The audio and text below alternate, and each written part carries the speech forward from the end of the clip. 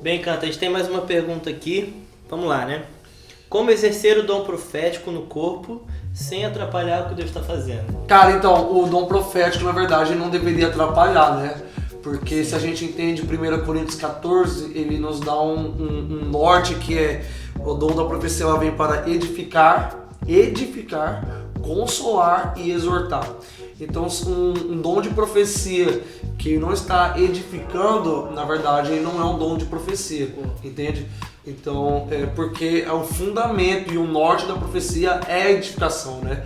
Agora, sim, o dom de profecia, ele pode atrapalhar o culto quando ele não está alinhado com o que Deus está fazendo e o cabra, ele está profetizando segundo o coração dele. Então, quando o foco do dom de profecia é a pessoa e não cooperar com aquilo que Deus está fazendo no todo, então ele começa a atrapalhar. Então a gente vê profetas se movendo na alma, se movendo nos próprios desejos do coração, profetizando coisas da própria mente, da própria imaginação. Então é muito o que Deus fala lá em Jeremias 23, quando ele diz assim, por que os profetas? É muito interessante que ele não chama os profetas de falsos profetas. E nem a profecia de falsa profecia, mas ele fala, por que os profetas estão profetizando paz quando não há paz?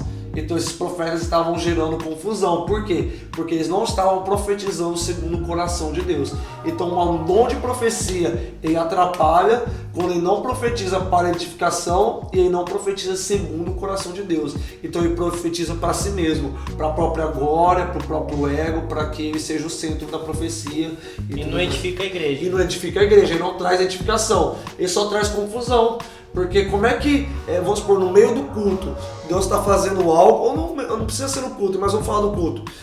Quando no meio do culto Deus está dando uma direção, o rio de Deus está fluindo em direção a algo específico, vamos supor, ao amor de Deus. Aí uma pessoa vem querendo colocar as mãos sobre você e derramar poder de Deus. Cara, é errado ela derramar poder de Deus? Não, mas ela está criando confusão, por quê? Porque ela não está profetizando segundo aquilo que Deus está fazendo especificamente naquele momento, entende? Então vamos supor, cara, Deus está falando comigo nesse tempo que eu preciso orar, que eu preciso ler a Bíblia. Aí chega o Davi e profetiza para o Cantarino que ele precisa nesse tempo jejuar. Cara, é errado jejuar? Não, ele só está indo contra aquilo que Deus está falando especificamente para mim nesse tempo. Então toda profecia que não vem edificar, então ela está gerando confusão. Porque a palavra edificar, Davi, ela é do grego que é construir, né? É quase a mesma palavra para arquiteto, né? Então, se eu não entendo o que Deus está fazendo na igreja, eu vou apontar a igreja ou a pessoa para outro lugar. Então eu não estou profetizando segundo o Espírito de Deus. Então o que eu preciso fazer para cooperar com a minha profecia? Eu entendo o que Deus está fazendo de modo geral, eu entendo o que Deus está fazendo na vida do Davi, então eu aponto também nessa direção para que eu não crie confusão. Então, porque muitas vezes a gente também coloca a construção na conta do pastor, Exato. Na conta das pessoas que não tem muita visão, não tem experiência. Quando a gente está falando de liderança dos administradores, então cabe a eles construir. E aí o profeta só dá a palavra. Então, mas é uma visão da perspectiva do Antigo Testamento, que o cara só vinha dar uma palavra e vinha embora, entende? Mas o profeta do Novo Testamento, ele tem vida de igreja, entende? Então, quando ele tem vida de igreja, ele participa do que Deus está fazendo na igreja. Então, ele não é visitante na igreja. Ele não vai chegar no pastor, dar uma mensagem pro pastor e ir embora. Por quê? Porque ele faz parte daquela igreja, entende? Agora, vamos supor que é um cara vindo de fora. Esse cara, ele tem habilidade suficiente para, mesmo vindo de fora, mesmo sendo visitante, ele entender o que Deus está fazendo na igreja e apontar para um lugar, tá entendendo? Então, o Espírito de Deus nunca gera confusão, entende? Não tem como Deus estar fazendo duas coisas ao mesmo tempo num culto, entende? Porque Deus, ele é um Deus de ordem, entende? Agora, o pessoal confunde a ordem, tipo assim, não pode ter mover de Deus. A ordem não é a pessoa, a ordem é a pessoa não falar em línguas no culto. Não, calma aí.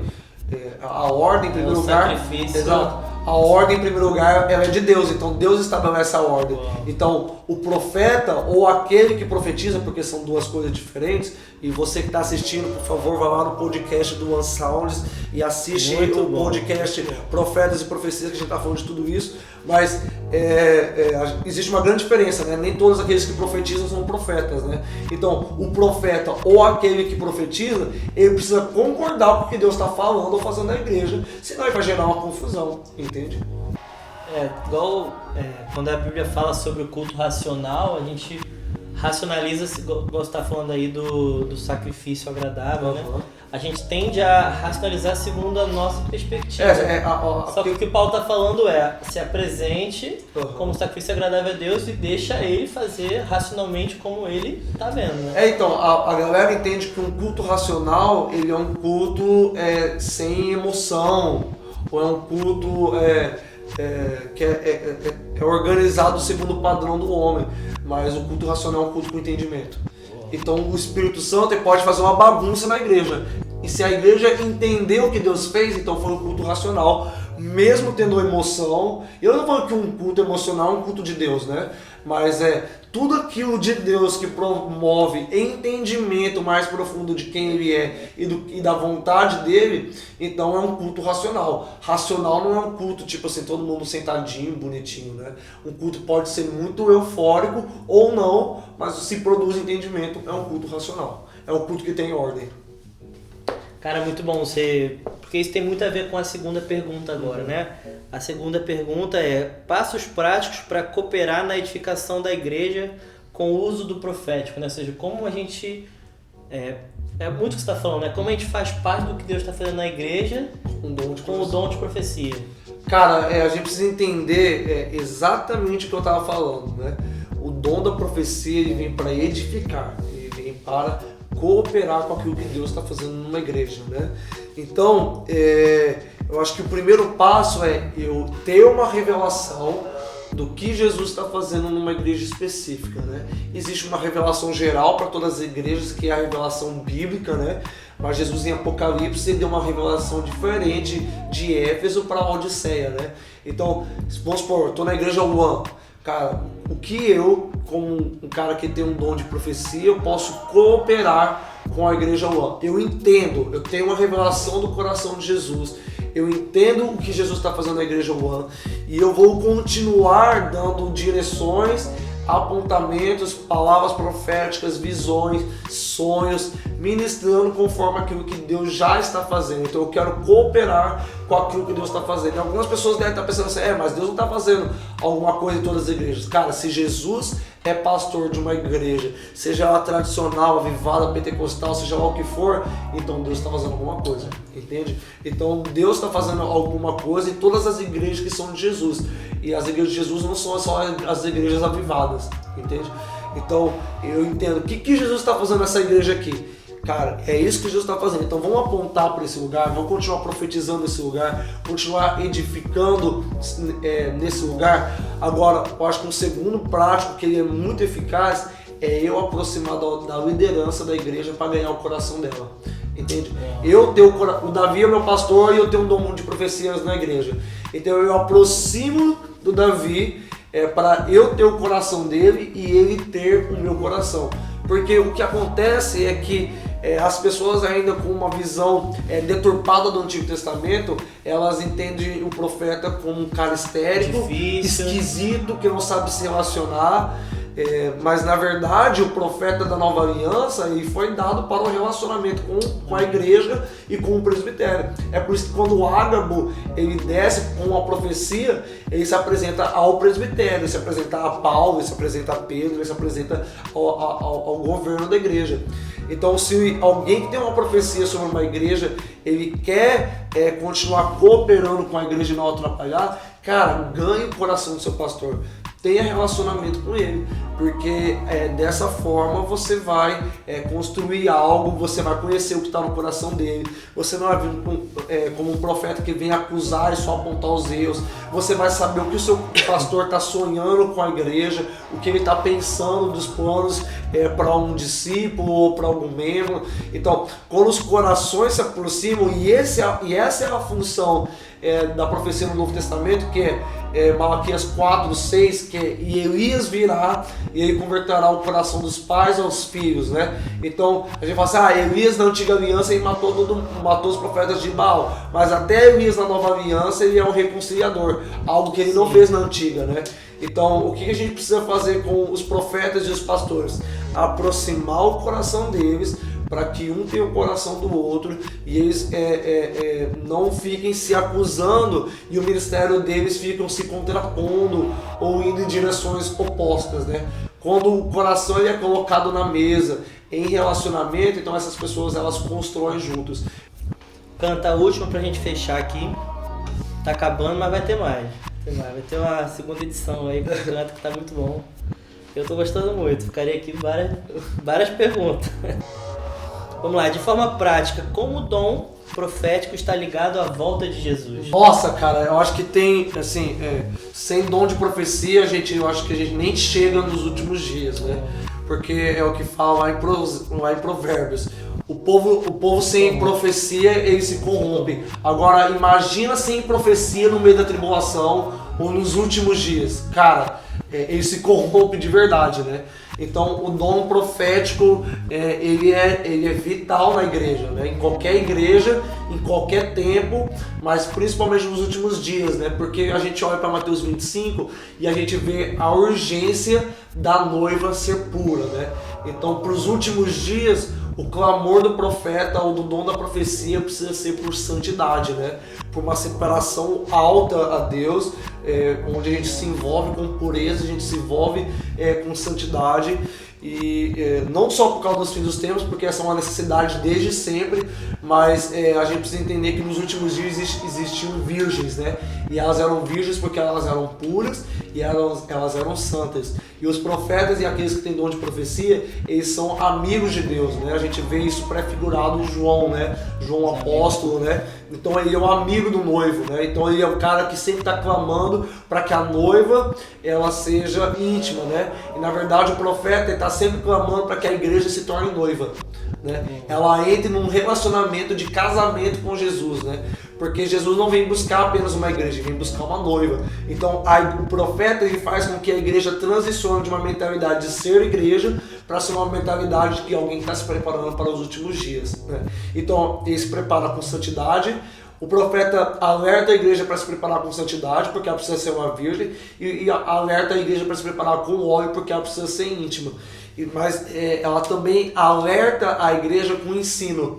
Sem ensino nos últimos tempos, o povo não tem entendimento. Ele pode ter uma profecia de direção, dizendo que os tempos estão chegando, ou que os sinais estão fazendo isso e aquilo, mas se não houver ensino profético sobre os últimos dias, o povo não torna a profecia prática na vida dele. Então ele vai viver de qualquer forma, como as virgens que eram santas, elas eram puras, mas porque elas não eram sábias, elas não tinham entendimento, então elas não se prepararam com óleo, né? Então os profetas também têm um encargo de ensinar, né? E cara, uma coisa que eu tenho aprendido com Jesus isso, e lido alguns livros e encontrado pessoas falando sobre isso também, sobre os alertas específicos sobre os últimos dias que os profetas trarão, sobre aquilo que Jesus fala, fugir para os montes ou ficar em uma cidade. Então, cara, vai vir um ataque sobre essa cidade. O profeta ele vem, tem uma visão, ele tem um sonho de Deus alertando para ir outro lugar, porque a gente precisa entender que nos últimos dias serão como os dias de Moisés e Arão, que mesmo tendo juízo sobre a cidade do Egito, o povo de Israel não saiu do Egito para que o Egito recebesse o juízo. Dentro do Egito, o povo de Israel estava lá, vendo o juízo de Deus, mas eles ainda estavam guardados. Então, os profetas eles vêm para guardar o povo quando as coisas na tribulação começam a acontecer, né? Os apóstolos e os profetas, né? Então a gente precisa entender que a visão profética, não só a revelação bíblica, a revelação do coração de Jesus, mas uma revelação específica sobre onde estar, como estar nos dias da tribulação, vai permitir que a igreja ela permaneça e ela é intocável, né? Como aconteceu no Egito. Cara, as pragas vieram sobre a mesma cidade no Egito, mas Israel continuou intocável, permaneceu pleno. O anjo da morte não tocou os filhos de Deus. Por quê? Porque eles receberam uma revelação do profeta Moisés. Moisés era um profeta e dizia: entre na casa. Por quê? Porque vai vir isso, isso, isso aqui. Eu fico pensando, né? Nos dias do Egito, como é que o povo de Israel bebia água quando a água foi transformada em sangue? Deus proveu para o povo água. A gente precisa entender isso. Então, será assim nos últimos dias.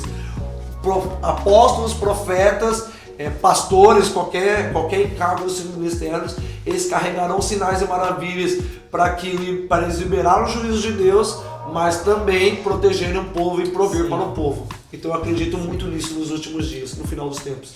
Eu lembro, a gente teve a escola de profetas agora aqui, né?